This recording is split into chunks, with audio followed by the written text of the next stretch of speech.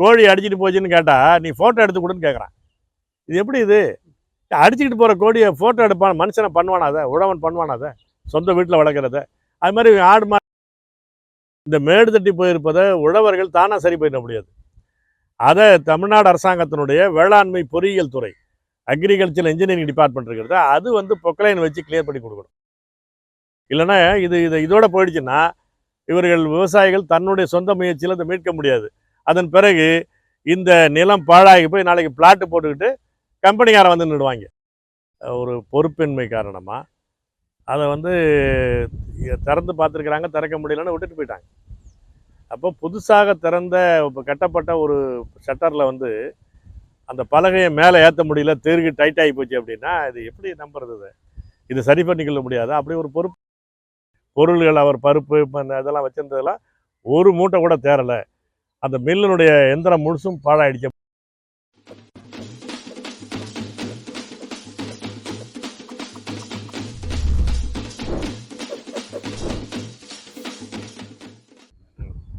தூத்துக்குடி மாவட்டம் ஏரல் தாலுகா ஆழ்வார்த்தனேறு ஒன்றியம் ராஜபதி பஞ்சாயத்துக்குட்பட்ட மணத்தி கிராமத்திலிருந்து நான் உங்களோடு பேசுகிறேன்.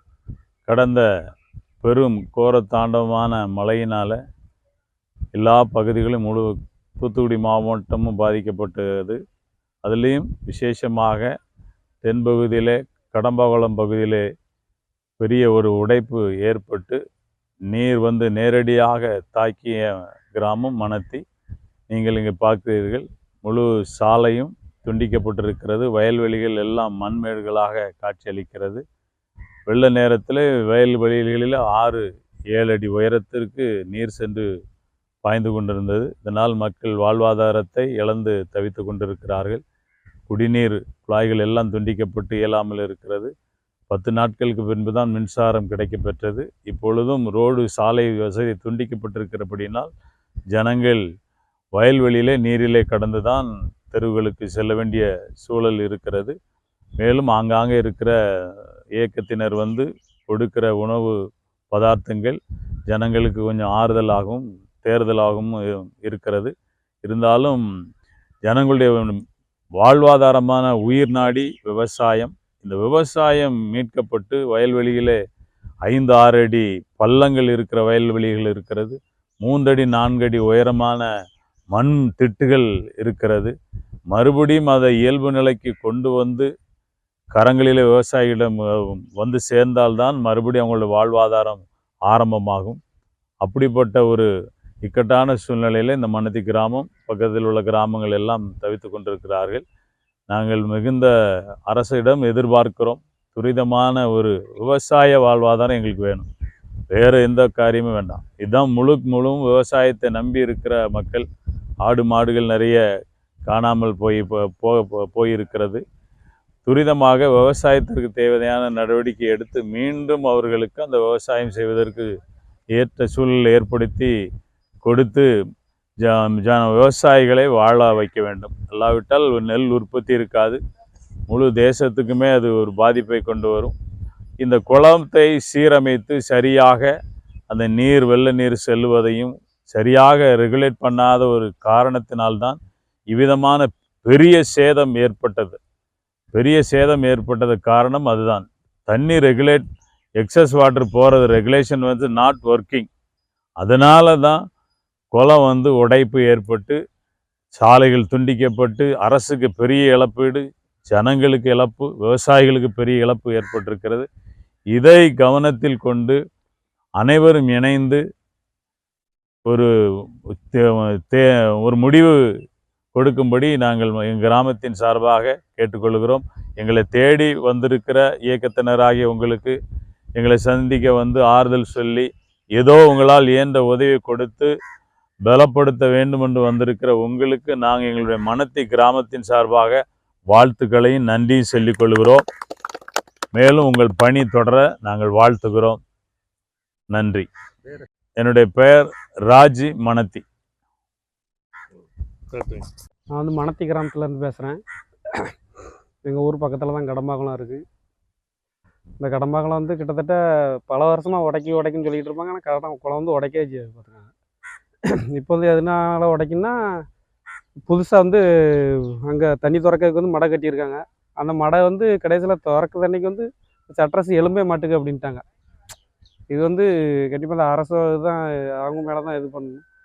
அதுக்கு அந்த பக்கம் வந்து ஒரு 10 மடை வச்சுருக்காங்க. அந்த மடையுமே கீழே நடுவு நட்டுருக்குன்னு சொல்லிட்டு அங்கே வந்து திறக்க மாட்டேங்க. ஏன்னா அது வருஷம் வருஷம் அது நடந்துக்கிட்டே இருக்குது. 4 மாடின்னு சொல்லி ஒவ்வொரு ஊர் இருக்குது. அவங்க கொஞ்சம் மெஜாரிட்டியாக இருக்காங்க. அங்கே கொஞ்சம் கட்சியிலலாம் பலமாக இருந்தோடனே அவங்க இது பண்ணிட்டு அங்கே தண்ணி திறக்க மாட்டேங்காங்க. இந்த 2மே திறக்கணுன்னு நாங்கள் குளம் அங்கே வந்து உடச்சிட்டு வருஷம் வருஷம் நாங்கள் சொல்லிக்கிட்டு இருப்போம். சொன்ன உடனே இப்போ எந்த பிரச்சனை பண்ணாலும் சொன்ன உடனே திறக்கவே மாட்டாங்க. கடைசியில் ரொம்ப இது பண்ணி அங்கே ஒரு 2 இதை திறப்பாங்க. குளம் அப்படி போயிட்டே இருக்கும். தண்ணி வந்து அதில் எனக்கு நிற்காது. வரும் தண்ணி அப்படி போயிட்டே இருக்கும். அதனால குளம் வந்து உடைக்காது. காரணம் வந்து அதுதான் உடைக்க வந்து. அதனால இங்கே ஃபுல்லாக எல்லாமே நாங்கள் உயிர் தப்பிச்சதே பெரியது. எனக்குலாம் 4 மணிக்கு தான் தெரியும். தெரிஞ்சோடனே நான் தனியாக தான் இருக்கேன் வீட்டில். அதுக்கப்புறம் தான் ஃபோன் அடிச்சு இங்கே நான் தான் ஊருக்குள்ளேருந்து தகவல் சொன்னேன். எனக்கு சென்னையிலேருந்து ஃபோன் வருது. இங்கே நிறைய பேர் ஃபோனு மாற்றி மாற்றியெல்லாம் அடித்து பார்த்துருக்கேன். ஃபோன் இல்லை. கடைசியில் இங்கே நான் ஊருக்கு சொல்லி இங்கே தான் திரும்ப எல்லோரும் முழிச்சு பார்த்தா வீட்டை சுற்றி பார்த்தா தண்ணி. கடைசியில் நானே வீட்டிலேருந்து வெளியே வரக்குள்ள எங்கள் ரோடெல்லாம் ஃபுல்லாக மேலே தண்ணி வந்து இதில் தான் வந்தோம். அப்புறம் கடைசியில் எங்கள் ஊர்லேருந்து ஃபுல்லாமே கயிறு கட்டி இழுத்து பக்கத்தில் மோகன்சில் ஆசரன்ஸ் அவங்க இருக்காங்க. அவங்க தான் எல்லாமே சாப்பாடு எல்லாமே அங்கே தங்குத வசதி எல்லாமே 4-5 நாள் நாங்கள் அங்கே தான் இருந்தோம். அவங்க இல்லாட்ட எங்களுக்கு இதே இல்லை. வேறு எங்களுக்கு இந்த பேரிடர் மீட்பு குழு கவர்மெண்ட்லேருந்து ஒரு இதுவுமே அந்த நாள்லேருந்து ஃபஸ்ட்டு உடப்பு இங்கே தான் மொதல் நாள். அதுக்கு பிறகு தான் எல்லா பக்கமே இதை சிவாஜி ஃபுல்லாக எங்கள் இதுதான் ஃபஸ்ட்டு உடப்பு. அப்போவுமே ஒருத்தன் வரலை. கேட்டால் எங்கள் வேறு வர முடியான்ட்டாங்க. நாங்கள் தான் எங்கள் உயிரை பணைய வச்சு எங்கள் வீட்டில் ஊரில் உள்ள சின்ன பசங்க பொம்பளைகள் எல்லாமே நாங்கள் தான் கயிறு மூலமாக ரோப்பு மூலமாக கொண்டு வெளியே சேவை அங்கே கொண்டு விட்டுருக்கு. ரோட்டில் கொண்டு விட்டோம். அதனால் நீங்கள் அந்த இது எங்கள் ஊரை தேடி வந்து இப்படி எங்களுக்கு பொருள் எல்லாம் கொடுத்து உதவி பண்ணதுக்கு உழவர் முன்னணிக்கு என் மனமார்ந்த ஊர் சார்பாக ரொம்ப நன்றியை தெரிவிச்சுக்கிறேன். மணத்தில் அதனுடைய சேதம் என்பதை நேராக பார்க்கும்போது இது நாங்கள் வரதே ஒரு 10-12 நாளைக்கு பிறகு வரோம். ஆனால் அந்த சேதம் நடந்திருக்கிற போது எவ்வளோ பெரிய பேரழிவை இந்த மக்கள் சந்தித்திருப்பார்கள். அந்த பேரழிவு ஏற்படுத்திய பொருளாதார சேதம் என்பது ஒரு அடிப்படையானது. அதை தாண்டி அதை சந்திக்கிற போது இருக்கிற மனநிலை இருக்குது, அந்த மனப்பதட்டம். என்னால் இதுவரையிலும் ஒரு பெரிய ஒருத்தர் சொல்லிக்கிட்டு இருந்தார், நான் இதுவரையிலும் 3 வெள்ளத்தை பார்த்துருக்கிறேன், இவ்வளோ பெரிய வெள்ளத்தை பார்க்கல அப்படின்னு. அவங்களுடைய வயது ரொம்ப கூட இருக்கும். அப்போ இவ்வளவு பெரிய இப்போ இந்த மாதிரி வயது உள்ள இளைஞர்களுக்கெல்லாம் இது கற்பனையே எட்டாத ஒரு வெள்ளமாக இருக்கும். இது வந்து ஒரு இயற்கையின் பேரிடர் தான். ஆனால் அதை வந்து ஒரு உடைப்பு வந்து ஒரு ஊரே ஒரு தண்ணிக்குள்ளே தத்தளிக்கிற அளவுக்கான சூழல் என்பது இந்த அரசாங்கத்தினுடைய கட்டமைப்பில் செய்யப்பட்ட மிக தவறான ஊழல் பிடித்த ஒரு நடவடிக்கை தான். இப்போ ஒரு 4-5 நாளைக்கு முன்னாடி எங்களுடைய அமைப்பினுடைய தமிழ் தேசிய பேரியக்கத்தினுடைய தலைவர் மணியரசன் அவர்கள் இங்கே பல கிராமங்களுக்கு வந்து பார்த்துட்டு அந்த திருவைகுண்டத்தில் அந்த புதுக்குடி அந்த பக்கத்துலலாம் அந்த ஷட்டர்ஸை பார்க்கும்போது தான் அது மிகச்சரியாக இப்போ இவங்க அந்த இதுலேருந்து சொல்கிறாங்க, அந்த ஷட்டர்ஸ் வந்து ஒரு புதுசாக கட்டப்பட்டுச்சு. அது ஒரு 38 கோடி ரூபாய் செலவிலான ஒரு புதிய ப்ராஜெக்ட் அது. ஆனால் அது என்ன ஆயிருக்குன்னா சரியாக அது வழக்கமாக அந்த அரசாங்கத்தினுடைய ஊழல் காரணமாக ஒரு பொறுப்பின்மை காரணமாக அதை வந்து திறந்து பார்த்துருக்குறாங்க, திறக்க முடியலன்னு விட்டுட்டு போயிட்டாங்க. அப்போ புதுசாக திறந்த இப்போ கட்டப்பட்ட ஒரு ஷட்டரில் வந்து அந்த பலகையை மேலே ஏற்ற முடியல, தெருக்கு டைட் ஆகி போச்சு அப்படின்னா இது எப்படி நம்புறது? இது சரி பண்ணிக்கொள்ள முடியாது. அப்படி ஒரு பொறுப்பற்ற தன்மையில் தான் இருந்துக்கிறாங்க. அதனால் என்ன ஆயிடுச்சுன்னா தண்ணி வெளியேறாமல் அங்கே நின்றுடுச்சு. அதுபோல் ஒரு கலிங்கு அந்த பகுதியில் இப்போ உங்களோட சோழ பகுதியெலாம் கலிங்குன்னு சொல்லுவோம். அந்த தண்ணி வந்து நிரம்பி வெளியே வர்றது, அதை 2 அடி உயர்த்தி அதில் பெரிய காங்கிரீட் போட்டு கட்டி, இப்போ அதுக்கு முன்னாடிலாம் வருன்னா அந்த கல்லை பிரட்டி விட்டுருவாங்க, தண்ணி போயிடும், அது திரும்பவும் அந்த கல்லை வச்சுக்குவாங்க, அது ஒரு மக்களே அதை சரி பண்ணிக்குவாங்க. ஆனால் இப்போ அதுக்கு மேலே ஒரு 2 அடிக்கு கம்பி வச்சு காங்கிரீட் கட்டின பிறகு அதை இடிக்கவும் முடியல. இப்போ அதுலேயும் தண்ணி நின்றுடுச்சு. அதற்கு வேறு ஷட்டர்ஸுக்கும் அந்த பக்கம் போகலை, போலீஸ் போட்டு இது பண்ணிட்டாங்க. அப்போ அது எல்லா வகையிலையும் ஒரு தண்ணீர் முற்றுகைக்குள்ளே வச்சது மாதிரி வச்ச பிறகு அந்த ஒரு வரலாறு காணாத ஒரு மழை வந்த பிறகு ஒரு பெரிய உடைப்பு ஏற்பட்டு அந்த தண்ணிக்கு ஏதோ ஒரு இடம் கிடச்சா உடச்சிட்டு வரும்ல, அப்படி வருகிற போது தான் இப்போ அவங்க சொன்ன மாதிரி ஒரு கிராமத்தில் வயலுக்குள்ளே 7 அடி தண்ணின்னா அதுவும் தண்ணி சும்மா நிற்குது, ஒரு ஆறு போல் சீறி பாயுது. இப்போ அதனுடைய விளைவு என்ன? மரங்கள் எடுத்துகிட்டு போச்சு. இப்போ நீங்கள் 2 விளைவும் நடந்துருக்குது. இங்கே வந்து இன்றைக்கும் ஒரு 5 அடிக்கு குறையாத தண்ணி நிற்கிற வயலும் இருக்குது. இந்த பக்கத்தில் பார்த்தோம்னாக்க ஒரு 2-3 அடிக்கு மேலே மண் மேடாகி கிடக்கு. இது இப்போ நம்ம வந்து பொதுவாக இந்த வேளாண்மையில் மிகப்பெரிய அழிவு ஏற்படுத்திருக்கு என்பதனால ஒரு ஏக்கருக்கு 40,000 ரூபாய் இழப்பீடு கேட்கிறோம் என்பது என்னன்னா சராசரியான வயலுக்கு தான் கேட்குறோம். இந்த வயலுக்கும் குறிப்பான கோரிக்கை வைக்கிறோம். நம்ம தமிழ் தேசிய பேரியக்கம் தமிழக உழவர் மணி கொடுத்துருக்குறோம். நீங்கள் ஒரு நேற்றுக்கு முந்தா நாள் பீஸ் கமிட்டி நடந்திருக்குது. அதில் நம்ம உழவர் மணியுடைய பொறுப்பாளர் தமிழ்மணி கலந்து கொண்டு அதை ஏற்றுக்கொண்டு கொள்கை அளவில் ஏற்றுட்டு இருக்கிறாங்க. அதில் என்னென்னா இந்த மேடு தட்டி போயிருப்பதை உழவர்கள் தானாக சரி பண்ணிட முடியாது. அதை தமிழ்நாடு அரசாங்கத்தினுடைய வேளாண்மை பொறியியல் துறை அக்ரிகல்ச்சர் இன்ஜினியரிங் டிபார்ட்மெண்ட் இருக்கிறது, அது வந்து பொக்லைன் வச்சு கிளியர் பண்ணி கொடுக்கணும். அதுபோல் பள்ளமாக இருக்கிற இந்த 5 அடி 6 அடிக்கு பள்ளமாக இருக்கிற வயல் இருக்கிறதுல இதை வந்து அந்த அவங்களுடைய சீரான உயரத்துக்கு கொண்டு வரணும்னு சொன்னால் அந்த புதுசாக மண் அடித்து அதை வந்து ஒரு மீண்டும் உயிர்ப்பான வயலாக கொண்டு வருவதற்கும் அதுவும் இந்த வேளாண்மை பொறியியல் துறை செய்து கொடுக்கணும். அதற்கான முழு செலவையும் அரசாங்கம் தான் எடுத்துக்கணும். இது வந்து ஒரு பொதுப்பணி வேலைகள் எப்படி ஒரு சாலை போடுவது பாலம் அமைப்பது போல பொதுப்பணித்துறையினுடைய வேலையாக கணக்கில் எடுத்துக்கொண்டு அதை நிறைவேற்றுகிற பணியை வேளாண்மை பொறியியல் துறையின் வழியாக செய்தால்தான் இந்த 2 துறைக்கு இடையில் ஒரு ஒருங்கிணைப்பு பணிகள் செய்தால்தான் இந்த ஒரு விவசாயத்தை அடுத்த கட்டத்தை எடுத்துக்கொண்டு போய் முடியும். இல்லைன்னா இதோட போயிடுச்சுன்னா இவர்கள் விவசாயிகள் தன்னுடைய சொந்த முயற்சியில் அதை மீட்க முடியாது. அதன் பிறகு இந்த நிலம் பாழாகி போய் நாளைக்கு பிளாட்டு போட்டுக்கிட்டு கம்பெனிக்காரன் வந்து நிடுவாங்க. இப்போ தண்ணி தேக்கிறதே வந்து தாராவுக்கா என்ற ஒரு கேள்வி இருக்குது மக்கள் மத்தியில். அது என்னன்னு விசாரிக்கணும். அரசாங்கம் வந்து ஒரு உயர்மட்ட குழுவை ஒரு ஓய்வு பெற்ற நீதிபதியை வைத்து விசாரித்து அதற்கு உரிய பொறுப்பாளர்களை அது லஷ்கராக இருந்தாலும் சரி மந்திரியாக இருந்தாலும் சரி யாராக இருந்தாலும் அவர்களுக்கு உரிய தண்டனை கொடுக்கணும். இதுமாரி வரக்கூடாது என்பதற்கான எச்சரிக்கையாக இருக்கணும். அது தவிர இந்த மாதிரியான மீட்பு நடவடிக்கைகளை செய்யணும். இப்போ அந்த மாதிரி இப்போ ஆடு மாடெல்லாம் மாடுகள் நிறையா அடிச்சிட்டு போயிருக்கு. அதுக்கு ஒரு கணக்கு வழக்கே கிடையாது. இப்போ நீங்கள் வந்து கோழி அடிச்சிட்டு போச்சுன்னு கேட்டால் நீ ஃபோட்டோ எடுத்து கொடுன்னு கேட்குறான். இது எப்படி இது? அடிச்சுக்கிட்டு போகிற கோழியை ஃபோட்டோ எடுப்பான் மனுஷனை பண்ணுவானாத உழவன் பண்ணுவானாத சொந்த வீட்டில் வளர்க்குறத. அது மாதிரி ஆடு மாடுக்கு என்னென்னா சாதாரணமாக வழக்கமாக விஓ கணக்கில் அது இருக்குது. இந்த ஊரில் எவ்வளவு கால்நடைகள் இருக்குது என்பது கணக்கில் இருக்குது. அதை அடிப்படையாக வைத்துக்கொண்டு இலவசமாக அந்த இழந்த அந்த கால்நடைகளை அவர்களை மீட்டு தரணும் அந்த சம்மந்தப்பட்டவர்களுக்கு. இதெல்லாம் செய்தால்தான் இந்த வேளாண்மையோடு உயிர்ப்போடு இந்த கிராமங்கள் இருக்கும். இல்லைன்னா கிராமத்தை விட்டு காலி பண்ணி போகிறத தவிர இப்போ இன்றைக்கி உடனடி நடக்காது. கொஞ்சம் கொஞ்சமாக வெளியே போயிடுவான். வெளியே போக போக அந்த இடத்துல கம்பெனி வந்து உட்காந்துருவான். காத்தாலை வைக்கிறேம்மா அது வருவான் இது வருவான் எல்லா நிலங்களையும் எடுத்துகிட்டு போயிடுவான். இப்போ அந்த மாதிரியான மிகப்பெரிய நீண்ட கால பிரச்சனைகள் இருக்குது. நீங்கள் நிலம் போகுதுன்னா நிலத்தை வந்து தமிழ்நாட்டுக்காரன் வாங்க போகிறதில்ல. மார்வாடி கம்பெனி வாங்க போகிறான். இவன் வந்து வெளிநாட்டு கம்பெனிக்காரன் வாங்க போகிறான். அங்கே வேலை செய்கிறதுக்கு இந்திக்காரன் வர போகிறான்.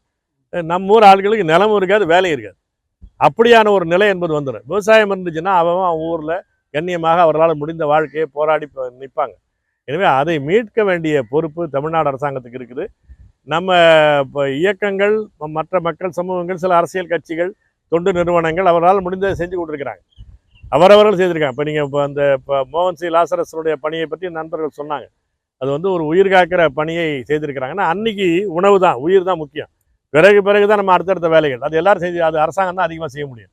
மற்றவர்களும் நம்ம சக மனிதர்கள் அவர்களோடு கூட்டாக வாழுகிறோம் என்பதற்காக நம்ம உதவி செய்யலாம். அது நம்ம செய்கிறது பெரிய உதவி இல்லை. 2 பேரும் நன்றி சொன்னாங்க. இருந்தால் கூட நாங்கள் செய்கிறது ஒரு பெரிய உதவி கிடையாது. நம்மளால் முடிஞ்சது செய்கிறோம். இது ஒரு நம்முடைய மன துடிப்பை காட்டுகிறோம். அதுக்கு ஒரு அடையாளம் தான் அது. தமிழ் தேசிய பேரியக்கம் மதுரையிலிருந்தும் மகளிர் ஆயத்திலிருந்தும் நிதி திரட்டி அதற்கான பொருள்களை சேகரித்து இதுக்கு முன்னாடி கொடுத்துருக்கோம். இன்றைக்கி காலையில் 2 கிராமங்களுக்கு கொடுத்துருக்குறோம். இன்றைக்கி மணத்தையிலையும் கொடுத்துட்டு அதை முடிக்க போகிறோம்.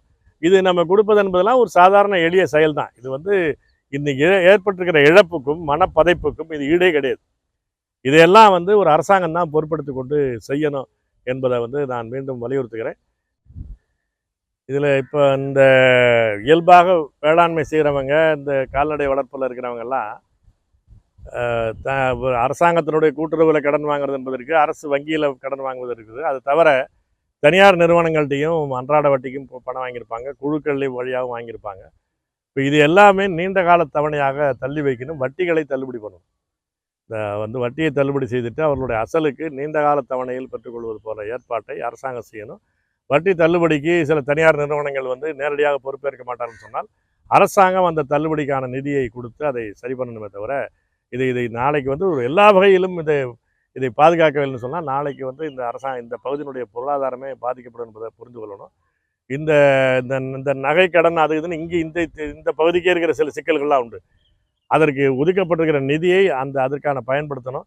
அவர்களுக்கு இழந்தவர்களுக்கு டெபாசிட் இழந்திருக்கிறாங்க அதையெல்லாம் மீட்டு தருவதும் செய்யணும். ஏன்னா இன்றைக்கி எல்லா வகையிலும் இழந்திருக்கிறாங்க. இப்போ சொல்லப்போனால் அது ஏரல் பகுதியில் நண்பர்கள் சொல்கிறாங்க. எனக்கு நண்பர் தான் போய் பார்க்க போகிறோம். 13 லட்சம் ரூபா வந்து அதுக்கான அவருடைய மில்லு சேதமாயிடுச்சு. அவருடைய வைத்திருந்த பொருள் 13 கோடிக்கான சேதமாயிடுச்சு. பொருள்கள் அவர் பருப்பு இதெல்லாம் வச்சிருந்ததெல்லாம் ஒரு மூட்டை கூட தேரலை. அந்த மில்லினுடைய எந்திரம் முழுசும் பாழாயிடுச்சு அப்படிங்கிறாங்க. அப்போ வந்து உயரத்துக்கு போக போக விழும்போது அதுக்கான சேதம் அதிகமாக இருக்குது. இப்போ அந்த மாதிரியான பாதிப்பும் இருக்குது. இப்போ எல்லாவற்றையுமே நம்ம இன்சூரன்ஸ் வழியாகவே முழுசாக கொடுத்துறதில்ல. ஏன்னா இன்றைக்கி பெரும்பாலும் தனியார் இன்சூரன்ஸாக இருக்கிறதுனால எந்த வகையில் ஏதாவது குறைச்சி தான் கொடுக்க முடியும்னு நினைக்கிறேன். அதனால் இன்சூரன்ஸ் வழியில் மட்டும் இல்லாமல் அரசாங்கம் நேரடியாக பொறுப்படுத்தி செய்தாலும் இது ஒரு நாளைக்கு பொருளாதாரத்தை மீட்பதற்கான ஒரு மீள் முதலீடு என்பது வைத்துக்கொள்ளணும். ஏதோ செலவு சும்மா தான தர்மம் பண்ணுறாங்கிறது இல்லை. இது ஒரு மீள் முதலீடு என்பதை கணக்கில் எடுத்துக்கொண்டு அரசாங்கம் எல்லாவற்றையும் செய்யணும்னு கேட்டுக்கொள்கிறோம். இது நம்ம மக்கள் என்பது தைரியமாக இருங்கள். நாம் எப்படி இயற்கை பறித்ததோ இயற்கை திரும்ப கொடுக்கும். அரசாங்கத்திட்ட கேட்க வேண்டியதை கேட்போம், சட்டப்படி பெற வேண்டியதை பெறுவோம். நாம் இந்த மண்ணின் மீது நம்பிக்கை வைத்து இந்த மண்ணில் கால் ஊன்றி நிற்போம். நாம் போகவே மாட்டோம் என்ற உறுதி எடுத்துக்கொண்டால் இந்த மண் நம்மை பாதுகாக்க என்ற உறுதியையும் நீங்கள் எடுத்துக்கொள்ள வேண்டும் என்று கேட்டுக்கொள்கிறேன். நன்றி. தமிழர்களுக்கு உரிய பொதுவான ஒரு வலையொலி என்ற ஏற்பிசையோடு இதை விரும்பக்கூடிய வகையில், ஏற்கக்கூடிய வகையில் சப்ஸ்கிரைப் செய்து இணையுங்கள்.